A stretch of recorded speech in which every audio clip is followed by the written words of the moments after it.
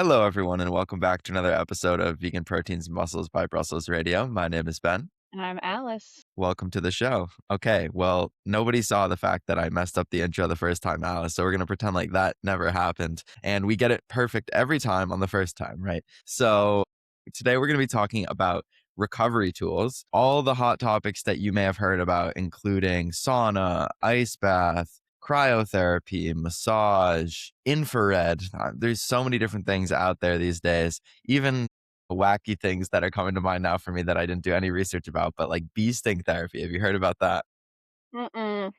Yeah, there's some crazy things that are out there these days. We probably won't go that far into the ether, but before we talk about the topics for today and how you can get the most out of your recovery tools and make sure that you're getting the best training that you can, what's going on with you? This is probably a really appropriate topic because I had a minor low back strain. Yeah, last Sorry to hear that. week ago today. So it's just been stressful, of course. And so it's an appropriate topic. Just been trying to get to the gym, lift something rather than sit still and pray. Typically, my body works better when I'm actively trying to get some activity back in. So that has proved to be true. And I'm pretty relieved, but I'm still like, overall, the feeling is frustration, of course. But I am relieved that I did just get in the gym and pick up my farmer's handles that were at the appropriate weight. And I did also my yoke at the appropriate weight. So I was bracing like my life depended on it. But so I'm like, whew, maybe it's over. So I'm sitting here now. I have the heating pad on my back just in case. That's been my life the past week. What about you? How are you doing? Sounds like you're really busy. Pretty busy, I would say. It's been a busy week. My girlfriend works in catering, and her schedule tends to be a little bit more sporadic, especially if she picks up shifts where sometimes they will contract her out to other companies. And so then she's going to work for them. And we've been getting up at 4:30 for the past 2 weeks. So that's a little bit of a different change of pace, but you adjust like anything else. So it's been a little bit chaotic, a little bit hectic. Work's been pretty busy with the new year and everything, which I'm grateful for. I like being busy generally, as long as it doesn't get too overwhelming and too stressful. So, yes, there's that. And then we've got some big storms coming up, and I've got some travel coming up as well. So, next week, we're supposed to be flying to Colorado for a ski trip, and that's on Wednesday. So, I'm hoping with the storm being Sunday into Monday, that by Wednesday, things are kind of cleared up, and they probably should be. But the issue, as you know, is people's flights end up getting pushed back like a day or two, and then people get overbooked, and it kind of has this cascading effect. So I'm hoping it doesn't get affected. And then Sawyer was talking about, since he's on the East Coast now, there may be another storm coming the following weekend, and that's when we're supposed to be coming back. And so there's a lot up in the air. I know that you're coming up to Massachusetts and then going up to Maine for your event. So it's like there's just a lot of uncertainty right now. Certainty. Yeah. I got the injury and then I heard about the storm. I'm like, is this the universe telling me that this is happening right now?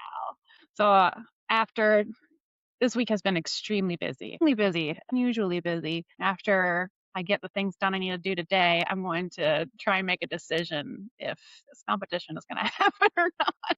Because, yeah, I fly in on Tuesday and I'm worried that my flight is going to be chaos or canceled. So we'll see. You just never know.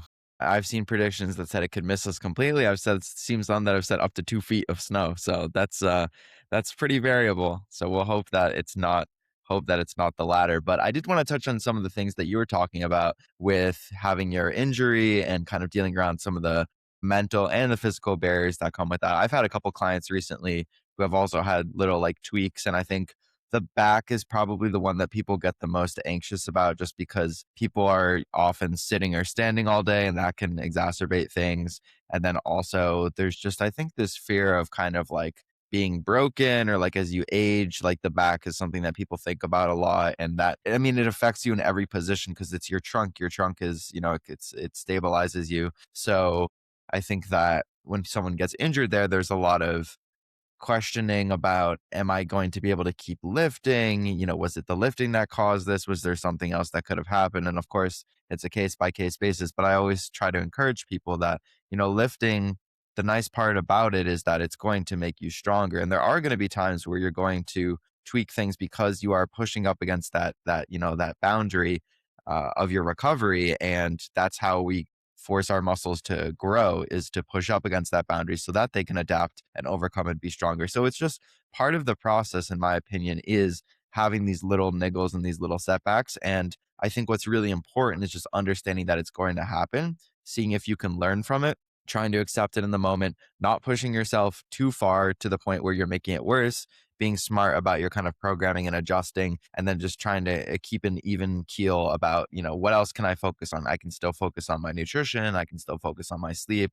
It doesn't mean I have to throw everything out the window. I have to stop training entirely, as you said. And I do agree. I think some movement, some walking around, modifying your program and still doing what you can. Mentally, it feels good. Physically, it helps you. So did you kind of have a conversation with your coach about how to navigate that in terms of the programming, and what kind of recommendations did he give? And were you kind of just saying, this is what's worked well for me in the past? How did that process go for you? Yeah, I'd say I had my regular programming, had a little sort of very brief, like brief is extremely brief, back and forth about just like, here's my plan this week. I'm going to be listening to my body. I want to, see what I can do in the gym. It started out very frustrating this week because I went in and I'm like, all right, this is the low back. I want to try to pick up something, right? And see what kind of weight my back can tolerate. And so it started out Monday, like I got up to 100 pounds. And I was like, really? Is this all I'm capable I'm capable of doing? So there was a lot of frustration, but I kept going back and seeing if I could do a little bit more. And each day I did a little bit more. I did have a total rest day yesterday. And I did have like the weekend of total rest because this did happen. It is Friday. It happened last Friday. So, you always start out, at least for me, and how I tell my clients, you have this injury. And it's like initially you have a little bit of rest period, but then it's important to start getting back in the gym and trying some things and see what your body is telling you. I like to see if I can start out by 50%. This time I definitely did not. I mean, I don't ever start out by 50% with a deadlift, right? I mean, I'll start out just moving the bar. I'll start out maybe throwing some 25s on each side, right? Like, and so just slowly working the way up and seeing, all right, when is my body telling me to stop? And what that looks like for me is if we had, the pain scale 1 through 10. If I'm feeling pain at or greater than a 5 out of 10, that's usually like, nope, all right, that's it. And the tricky thing about it too is sometimes your body won't necessarily tell you that you're doing too much in the moment, and you won't really know until the next day. So there's lots of things to sort of keep in mind. And if your body's talking to you the next day, then that was it's pretty clear that you overdid it. So my coach did say, hey, let's take a couple rest days before you go back. And that's when I took one rest day. But today I really, really wanted to get back in there and at least get my farmer's handles because unfortunately what I injured myself on was the yoke. And my yoke is like 2 lifts before my farmer's handles. So I was like, there's no way I can pick up my farmer's handles this week. So I was very anxious to get in there today and at least do that. When I was successful with that, that was like, oh, okay, a little bit of confidence, a little bit of confidence. And I started sort of working my way up on the yoke. And thankfully, I was able to lift my full like 350. So I'm glad.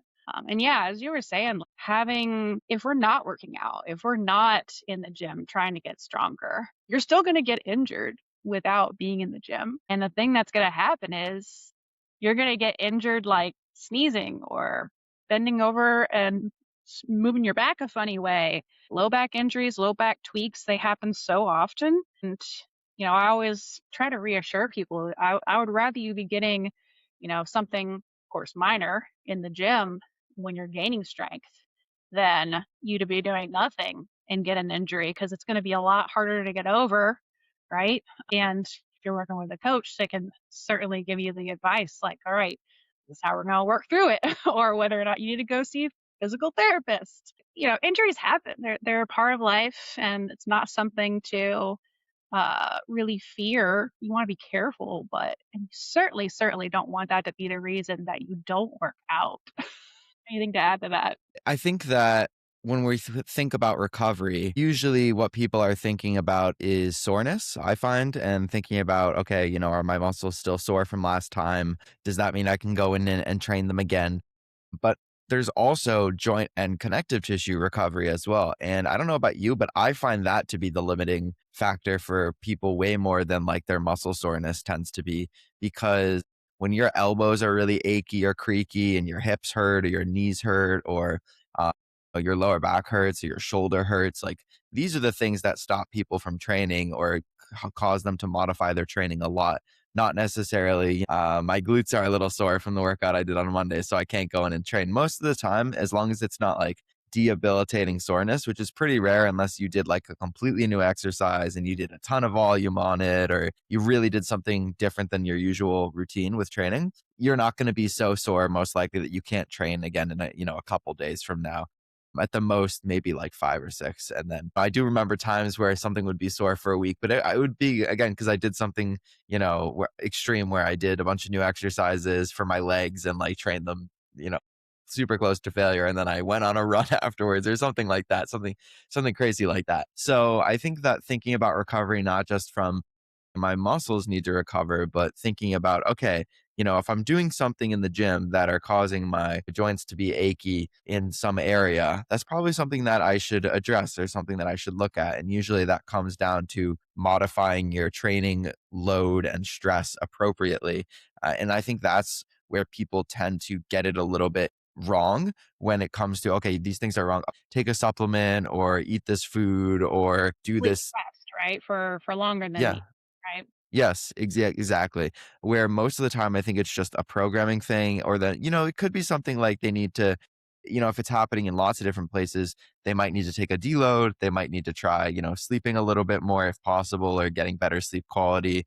Maybe their nutrition could be improved a bit if they're not eating a lot of whole foods, getting more micronutrients, getting more antioxidants. Like some of these things could help, especially if they have anti-inflammatory properties that could help a little bit with some of that. But I think the first place that people jump to, because in my opinion, it's the easiest thing, is like, what can I purchase that I can just take or like put on me, or go somewhere for an hour that's gonna make me feel better. I think those are really the cherry on top when we have this conversation. So I just want to set that up before we even talk about some of these tools, what application they might have, is really just understanding that the basics when it comes to proper programming and progression, stress management, getting enough sleep, eating well-rounded diet, being hydrated. That's really another important one in terms of injury.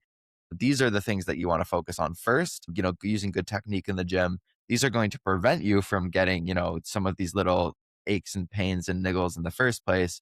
And it's going to help with your muscle recovery anyway. So I just wanted to say that before we kind of dive into some of those topics. And yeah, I think that's great because a lot of people are tuning into this hoping to hear something that will be like the magic, waving a magic wand. And if you don't have the basic foundations covered, none of these things are going to help. Yeah, that was it. So, talking about, I guess my biggest area of interest in this subject is really heat versus cool versus cold, right? So I know sort of the bullet points of this podcast. We're talking about sauna versus cold plunging, right? And that's probably I think where we have the most data or the most like validation, right? And first off, talk about just like what's the difference between like hot and cold? What's it going to do to your body? And I always like to start out by thinking about the sympathetic nervous system and the parasympathetic nervous system, right? So your sympathetic nervous system is going to be like your gas pedal, basically. Like this is what can cause a lot of focus, a lot of arousal, a lot of like, this is your fight or flight mechanism, right? Whereas your parasympathetic, I try to remember because it's almost like the anti-sympathetic is your rest and digest. That's going to be your brake pedal, right? And it's pretty clear that, hot heat, whether that be any form of, sauna, heating pad, uh, maybe red light therapy, all of these are more tied to your parasympathetic nervous system, your rest and digest, basically toning everything down, right?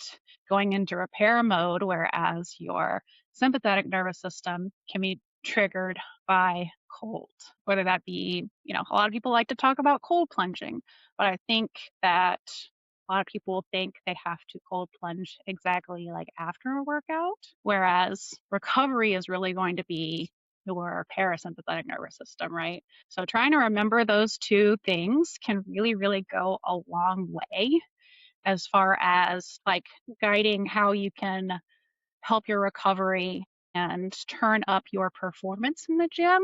Do you have anything to add to that before I go into anything else? I don't think so. I think it makes sense, right? When you think about the kind of state that a cold plunge usually induces for people. I think that's why people like it, because it's this challenge, it's this hard thing. It's like you kind of got to get yourself hyped up beforehand. And the whole time you're in there, you're like trying to control your breathing and really like calm yourself down, which is kind of the opposite really of what you want to be doing after your training. You kind of just want to be chill. It's almost even like when you're in the gym, in between your sets, if you stay hyped up the entire time that you're in the gym, even between your sets, you're like getting all like in your head and listening to, motivational stuff. Like, sure, okay, you can do it, but I really think that you should save that energy for your actual sets when you're working. And in between your sets, you can relax a little bit, you can, calm down, get your breathing under control, reset, and then go again.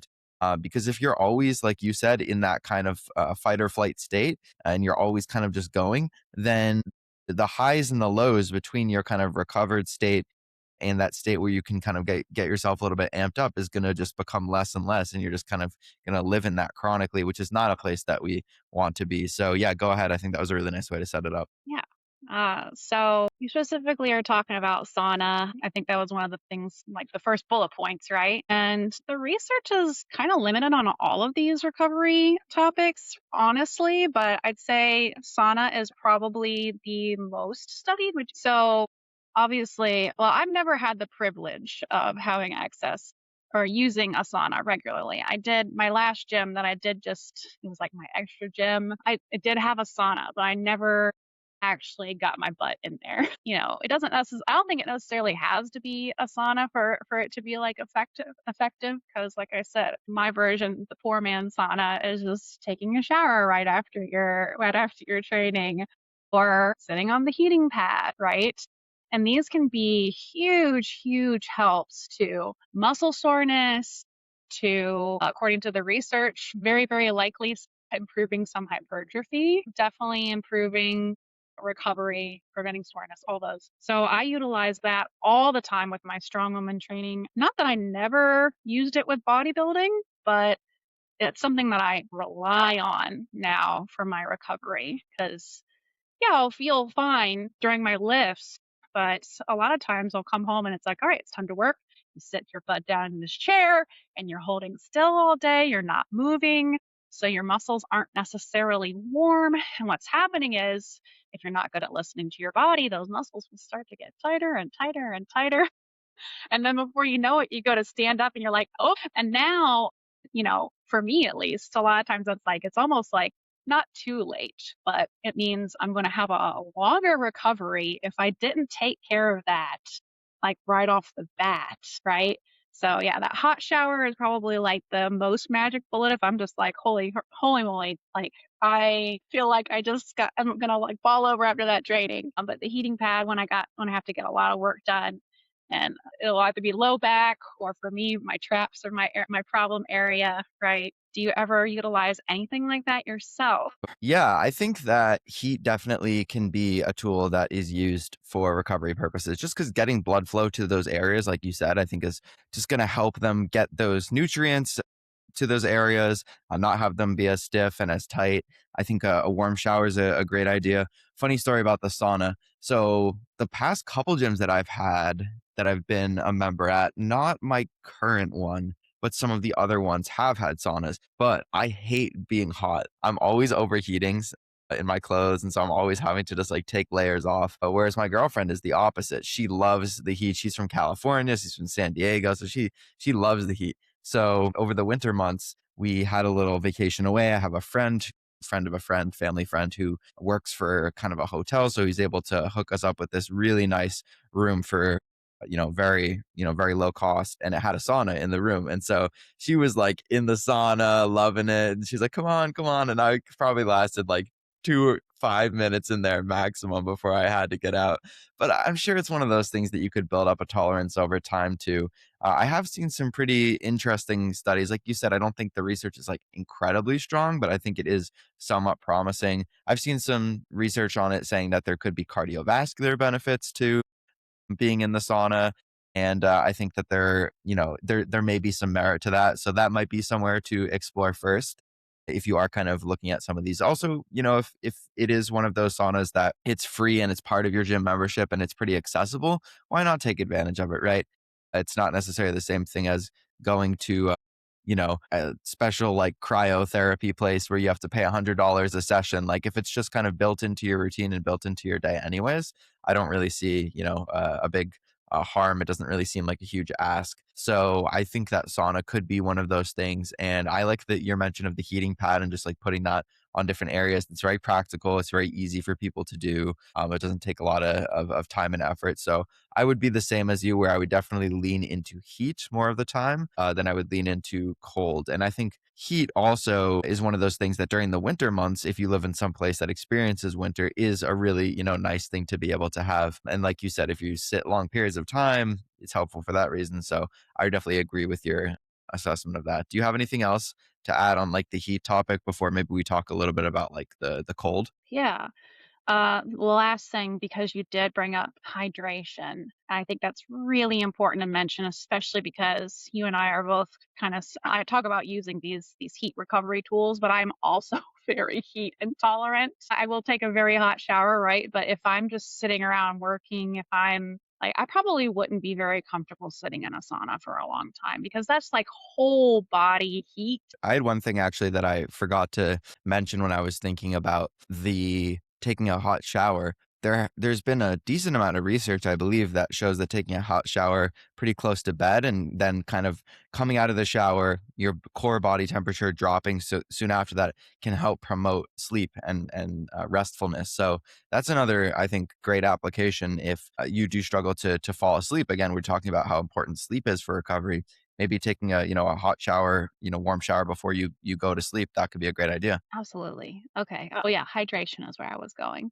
So, if you are a very sweaty person, and if it is a particular time of year where it's just hotter outside, like your hydration is going to play a really, really key role in even things like hot therapy, I guess, being effective because the point is to bring that circulation to the problem area, to improve your circulation, to be able to improve like the clean out, right? We have all the biological leftovers as our muscle has been exercised. And so it's important. That's why it's important what your warm up and your cool down, right? Really, I kind of dislike the word cool down because it's really just a second warm up. Literally, this heat is the thing with your parasympathetic nervous system that is bringing the intensity down. So you want to get sort of like, you want to stay warm, but while you're doing less intense activity. And this is what can literally calm you down, bring your blood pressure down, start to trigger the rest and digest, start to trigger the repair process. So it's almost like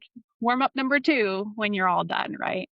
But yeah, hydration, if that's not in place, for your heat therapy, for any kind of recovery, you're going to have a really hard time recovering. And I learned that the hard way often because hydration is a very, very challenging subject for me, especially because I tend to actually need a lot of electrolytes in order to be effectively hydrated. So just all of those things sort of like are like the other side of that coin, I think. But that's all I had to say. If you want to move on to cold, do you want to start out with cold? Yeah, I think with cold, there's a couple different things that come into play. I think that I've seen some pieces of research. I feel like maybe it all started. I feel like Andrew Huberman was a huge part of like all of this, the stuff being talked about. I don't know if you agree with that, but I feel like he started talking about like heat and cold, and then everyone kind of started talking about it. This was kind of, I think, around like COVID time, if I'm remembering correctly. And I want to say maybe he had some research that was showing that cold exposure targeted a certain kind of, I think, like the brown body fat or adipose tissue. And so there was maybe this small model. It could have been in like rats or mice, right? And then it gets extrapolated to humans. So basically, this piece of research that's not very strong that maybe shows these very minor benefits for fat burning, and then people go kind of all crazy about it, and they're talking about cold plunges. And again, I think the cold plunge thing for me is really, I think it's more of like a psychological slash adrenaline boost. It's like a natural energy boost for people because they get this high afterwards of doing it. So I think that's really what it is, but it's also probably easy for people to buy into it if they think there's some sort of health benefit. Interestingly, there's actually a lot of research that I think is a lot stronger that shows that after exposure to cold significantly, your appetite can increase, which is why I think people are generally hungrier when it's in the colder months and tend to have less of an appetite when it's in the warmer months. So that's something to consider. There might be some confounders there with physical activity regulating appetite because people are less active in the winter and more active in the summer. But I think that cold exposure and cold therapy is also kind of this pop culture thing when it comes to looking at athletes. Like athletes are always taking like ice baths after the big game. And so that gets a lot of coverage. And so people like to look at what pro athletes do and try to apply it to themselves, even if they're just kind of like the weekend warrior type. And I think the disconnect here, at least when it comes to fitness, maybe if you're in a performance based sport, something like a CrossFit where you're really like putting your body through a lot and you need to come back the next day for an event, or let's say you have a 2 a day, you have like maybe you're an Olympic weightlifter and you have a morning and an evening session. These are the times when perhaps something like an ice bath makes sense because the whole point why people are doing it is because it limits some of the inflammation from training and then allows you to kind of come back and repeat performance faster. However, the flip side of that is that inflammation is actually helpful for some of these processes that we're undergoing, especially with something like muscle growth. The whole point is that we produce inflammation through the training. We kind of, our body recovers and repairs that inflammation. We get stronger as a result of that. And then we come back and we try to do a little bit better next time. But if you're working on really limited time frames, like you've got a game the next day or in 2 days, or you've got to perform again in a couple hours, then yeah, of course, you're going to take every tool you can to focus on that short-term acute performance instead of looking at the longer term adaptation. It's kind of similar with pain medication as well, like ibuprofen or Tylenol, one of these medications. It will help you to modulate your pain, but it will again decrease that inflammation response, and so you might get kind of a blunted adaptation if your goal is mainly hypertrophy and not just athletic performance in the short term. Absolutely. I don't know if I wrote down the exact study that made me think of, but I think it was amongst, I have a systemic review by Hildahl and colleagues from 2024. I think one of the ones that they looked at in this systemic review was a smaller, moderate. We looked at like 112 athletes or some number like that. It was looking like within this smaller study, and obviously they're looking at a shorter period of time, I believe, but it it implied that cold plunges could potentially reduce your hypertrophy by 10 to 20%. So obviously we need more research, we need larger studies, we need more people trying to get that same result over a longer period of time and know if that is absolutely certain.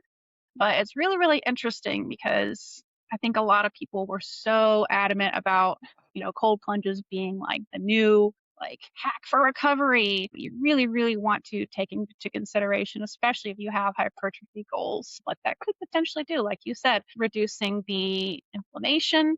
Inflammation is a positive thing when it comes to our strength training. So I definitely don't want to talk about cold as if it's a completely useless tool because you're right. I think you gave some really good examples about when it could be super helpful. For me, I was thinking about more applications like what my clients tell me about. Just some days you wake up and you're just not feeling good.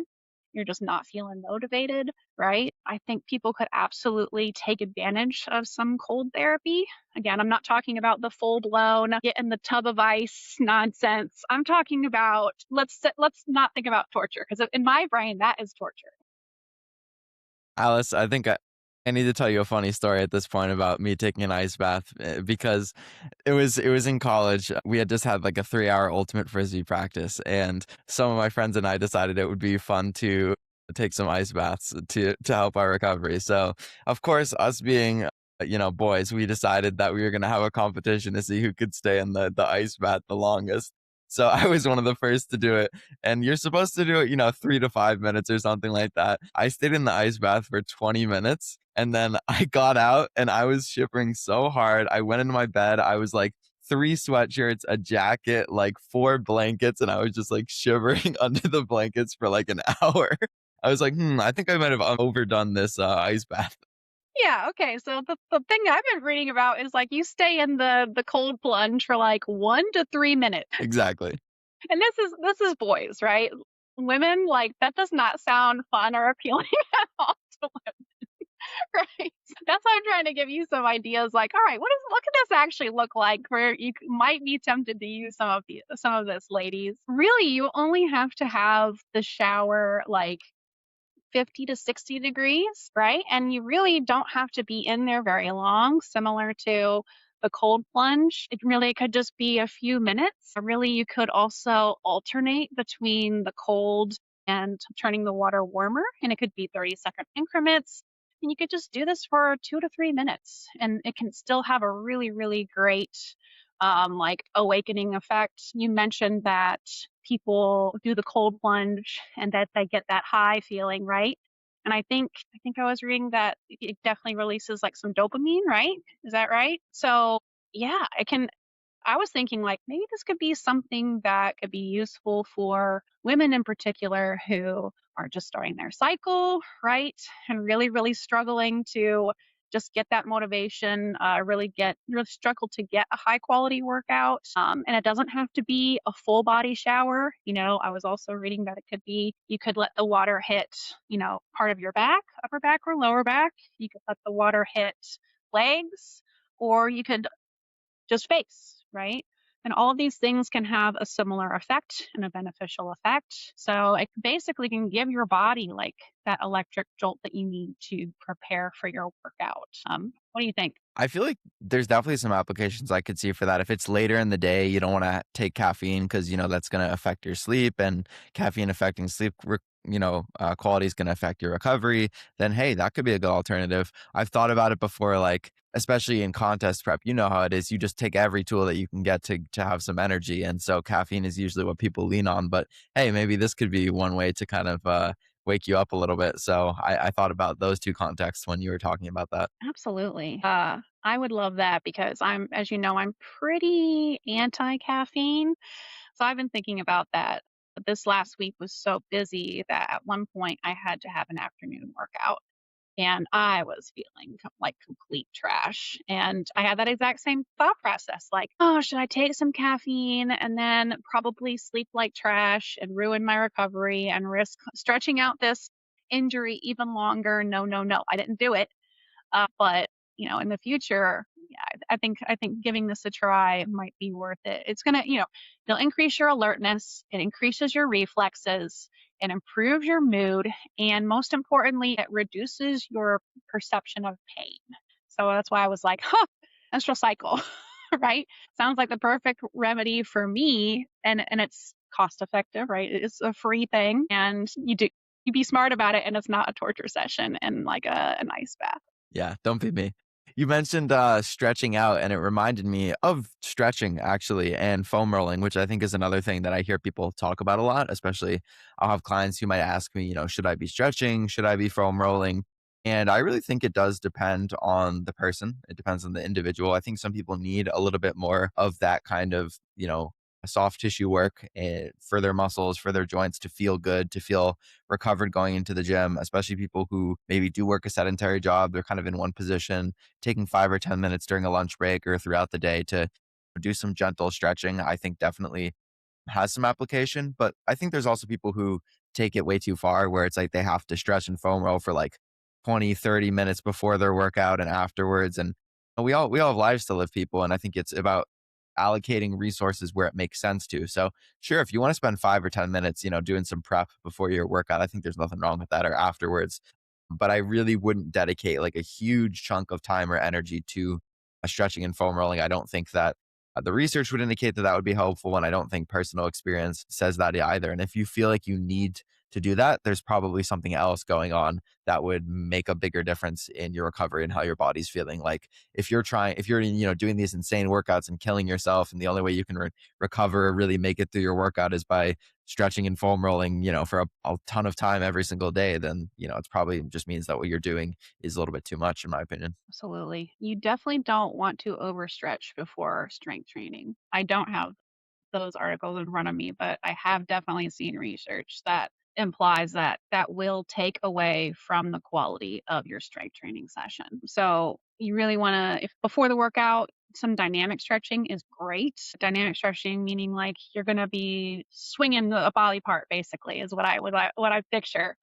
I do leg swings, forward and back, side to side, doing some arm circles, doing some arm crisscrosses, these kinds of things. You're going to get that stretch without completely fatiguing yourself, and without literally taking away from your strength. But the night after, it's great because literally as we are getting stronger and doing weight training over time, the muscles will continue to sort of shorten, right? And so that will just by nature make your whole body tighter. So stretching to counteract that, that's why I'm always talking about the benefits of like, oh, we've got so many yoga advocates like in our community, and I think it's great. But let's be strategic about it and have it come after weight training so it doesn't take away from it. Absolutely. That's basically the same recommendation I give people. Dynamic, maybe 5, 10 minutes before, do some movement prep. I think usually for lower body is where I see people using it more as opposed to upper body. I think upper body, maybe some like shoulder stuff would be helpful, but I think there's just more going on at the hips and the knees and the ankles in the lower body, as opposed to the upper body. So I think that whatever is going to make you feel warm and prepared for your training session, do it. But oftentimes that can mean, 5 minutes on the bike or 5 minutes on the treadmill, warming yourself up. And really, I think it means just warming up properly when you go into your lifting. So, taking your first set at maybe 50% of your working weight or less, like you mentioned, kind of warming up for the deadlift, doing, 8, 15 reps, something like that in that range, depending on how heavy the load is, slowly working your way up with a couple of progressive sets. Now, I would say as the weight goes up, your reps should kind of come down because your goal is to be as warm as you can be without taking away a ton from your actual working sets. You don't want to fatigue yourself a bunch before you actually go in and do those sets that are going to count the most for hypertrophy. So do what you need to do. If, certain days you might need to warm up a little bit more, certain days you might need to warm up a little bit less. If you're doing two lifts in a row that are with the same muscle group, you probably don't need to warm up as much. Whereas if you're kind of bouncing around to different muscle groups, you need to kind of re-warm up again. And it can also depend. Larger muscle groups where you're using more load, you probably need to warm up more versus the smaller ones that you're not using that much, don't need to warm up as much. So those are just kind of some small things. Was there anything else about stretching or foam rolling that you had at the top of your mind? Well, before we moved on, one thing I wanted to mention was uh, in my preparation for my competition coming up next weekend, Brady specifically suggested he's like, I don't want you doing more than 8 warm-up reps before these heavy lifts because that is probably going to end up fatiguing you. So it probably doesn't apply if you're not lifting extremely heavy, right? I'm trying to lift as heavy as possible competitively, so that might not apply to everyone, but I just thought that number was interesting. Like, oh, no more than 8. Okay. Would say that probably tracks with usually how I warm up. At least my first set, the one that's super light, might be kind of in the 8 to 12 range. But as the weight goes up, it usually drops down to then like 6 to 8 for my next one, maybe like 4 on my following one, and then I might hit like a couple heavy singles or doubles, kind of close to my working weight, but not exactly. And I think especially for something where you have to use heavy loads and you want to warm up kind of close to your max, and if you're doing an event where you have all these things back to back, if you're warming up every single time pretty heavy for all these events, like you said, you're going to be tired by the time you get to the last one. Yeah. Foam rolling, I haven't used particularly in a long time. When I first got into bodybuilding, I foam rolled. I remember going visiting my brother in California, and my whole family went. And I was a member of the Y at the time, so of course there were plenty of YMCA locations. And I made it to the gym. I was so diligent. And like as I was going about my day outside the gym, I was literally carrying around my foam roller because I was just feeling so tight and so stressed. And I'm like foam rolling, and some of Sonia, my brother's wife's family was there, and they were just like, "This is so great. This is so great that you're foam rolling." They were so excited. But I mean, I think foam rolling is some people love it. I think other people would really hate it. I sort of lump foam rolling into like the a category of like bringing methods of bringing blood flow to a specific area, right?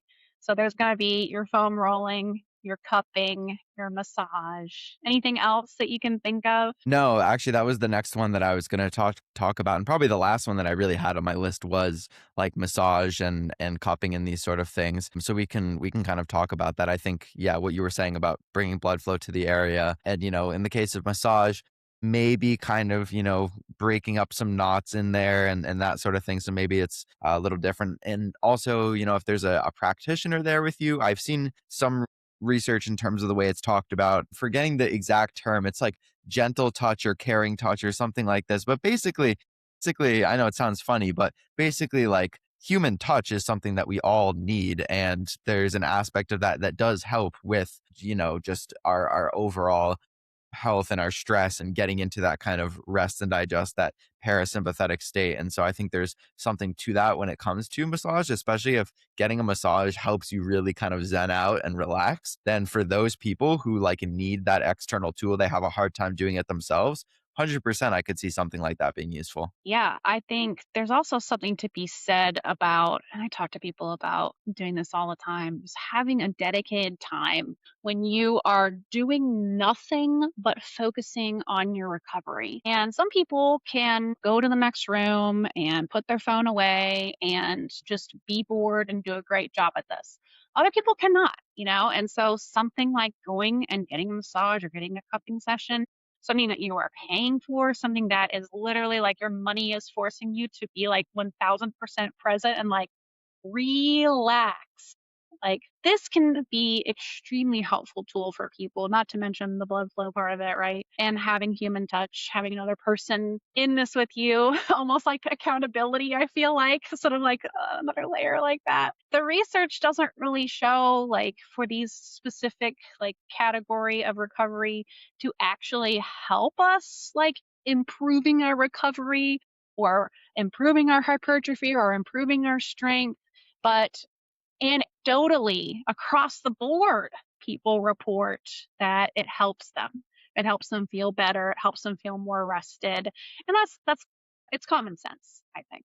Do you have anything else? Absolutely. I think it's kind of similar to what I think about when I think about something like a Whoop or something that kind of tracks these different variables. And one morning it might tell you that you're ready to do something and you feel like crap, and then another morning it says that you should feel like crap and you feel great. So it's like we can use these different tools and research to inform our opinions and inform kind of our decision making process, but ultimately we can also rely on what we're feeling internally.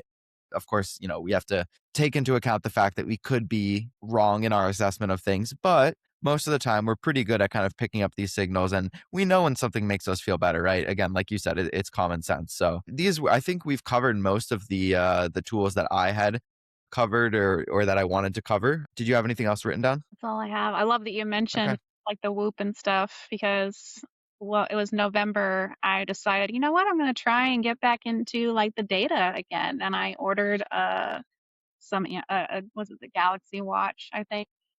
And at first it was like really fun.